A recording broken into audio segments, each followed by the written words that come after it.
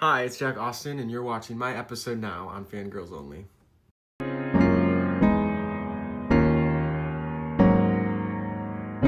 Hello, everyone. Welcome to this week's episode of Fangirls Only. I'm your host, Vanessa Fermo, and today we are here with Jack Austin. So, how's your day going? Good. Thank you so much for having me. I'm so excited. No problem. So, would you like to introduce yourself to everyone?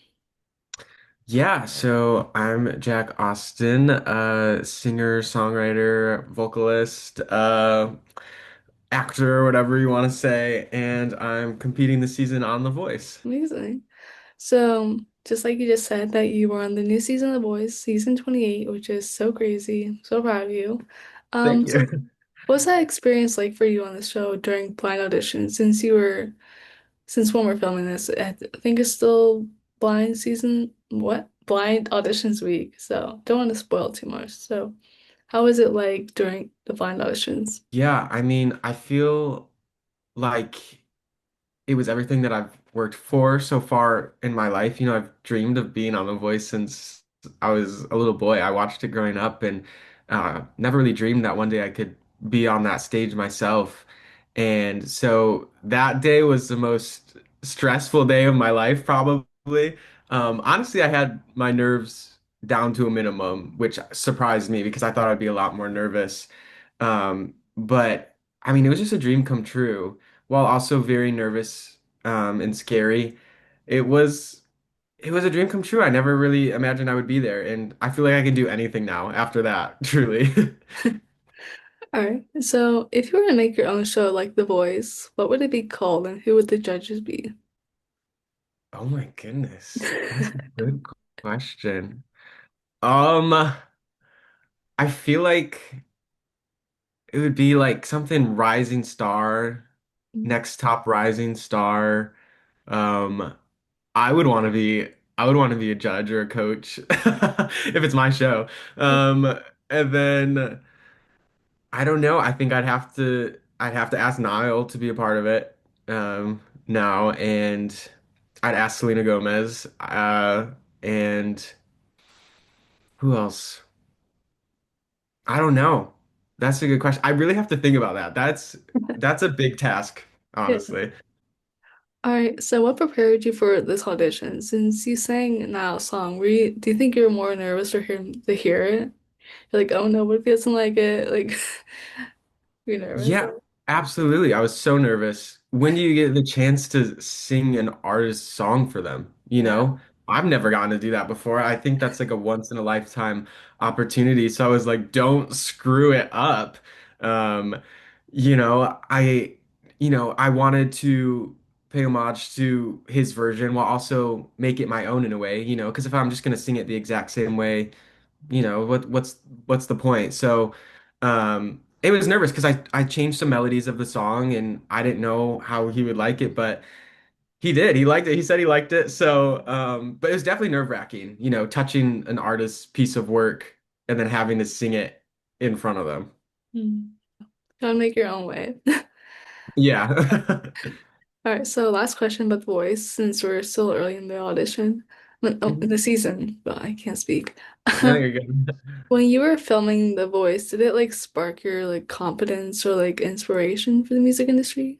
Absolutely. I was surrounded by so many insanely talented artists and singers during that time, and from all different genres too. You had country, you had R&B, you had pop, you had literally all the different genres of music, and it was really inspiring being around all of those different types of people and musicians. Um, and so yeah, I feel like I have gained a bunch of knowledge just by watching these people, let alone them becoming my friends and all that stuff too. So I've been writing music differently than like I had been prior because I feel like, I had different ideas spark throughout the process. And then when it comes to confidence, absolutely, I'm way more confident now. Having those chairs turn around for you is so rewarding, and it did boost my confidence a lot. I'm like, I'm worthy of this. I'm ready to do this. Mhm. When the first chair spin, we're like, oh no, like I have to sing better now. Like, uh, it Yes, makes you I stress. I got more nervous when the chairs started turning. When you think that'd be like the other way around, because once a chair turns, you've made it onto a team. But Like they're I, looking at you. yeah, well, that's exactly. I was like, oh my goodness, now they're looking at me, and now like they can see what I look like and all this stuff. So honestly, like once the chairs started turning, the nerves kicked in even more, which I thought would be like the opposite. I thought I'd just be like, I did it, you know. Is that So yeah. so? After this big project that you're doing right now with The Voice, will there be any new music coming soon that fans can start listening to? Yeah, I mean, I'm working on a lot of different things right now. I'm still in college, finishing my senior year, which is crazy that this is all happening at the same time. I go to school for musical theater, and I'm working on that too. I want to do Broadway. I want to do it all. I want to write my own music too. So I'm exploring all of those different outlets right now, especially with the voice and everything going on. I feel really inspired. So I'm working on a lot of exciting things when it comes to music and in theater.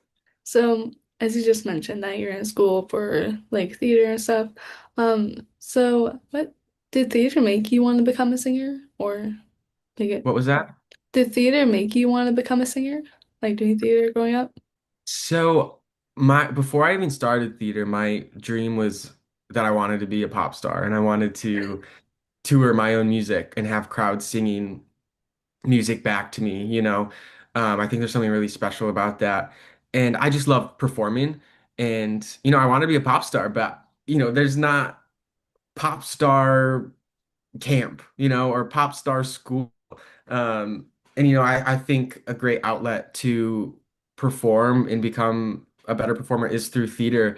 And my cousin suggested that I started doing theater at these theater camps, and I just fell in love with it immediately. And it's very different than performing pop music. There's a storyline and you're a character and all of that. But I love it. It's so different, and I get something rewarding out of each thing that is different.